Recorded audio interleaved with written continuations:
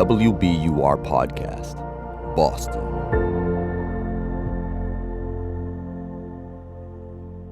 This is Up Next. I'm Tiziana Deering.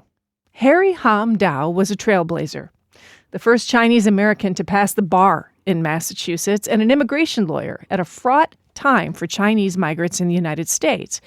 When Fred Dow was growing up, he had a much different view of his father.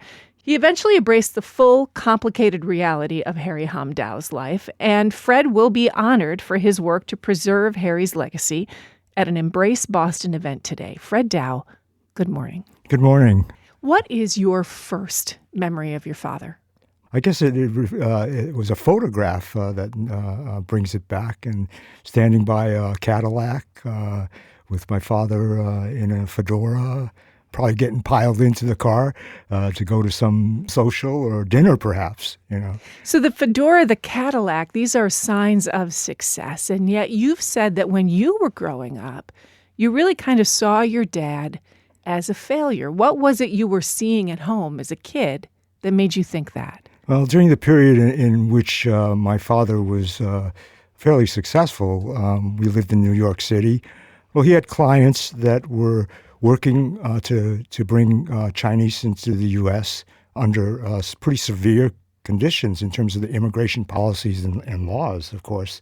Of course, one needs to understand somewhat the history of Chinese exclusion, the Exclusion Acts of 1882. Which were repealed in the 1940s, but they had a long tail in terms of their impact of the Chinese experience. Absolutely, and the stereotypes, of course, and the dire circumstances of many of those who were here. But in 1956, he came under scrutiny because one of his clients, a travel agent, was charged with illegally brokering the passage of immigrants to the U.S. I see. He became embroiled in the investigation and spent years defending himself.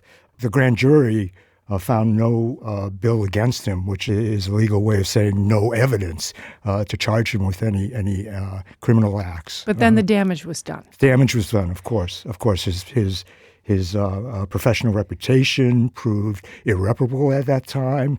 Those investigations by the federal authorities resulted in the closing of his private practice, essentially, because people wouldn't return his calls from the federal agencies that he had to conduct business with. So, Fred, that part is the public experience of this. One of the things that's striking to me is that you were a boy who arguably didn't respect your dad because you thought he had failed. Mm-hmm. And then somewhere in your life, as a boy or a young man, you came to understand your father differently. Tell me about that, about your experience with that. We moved back to Boston, which is the family homestead, essentially.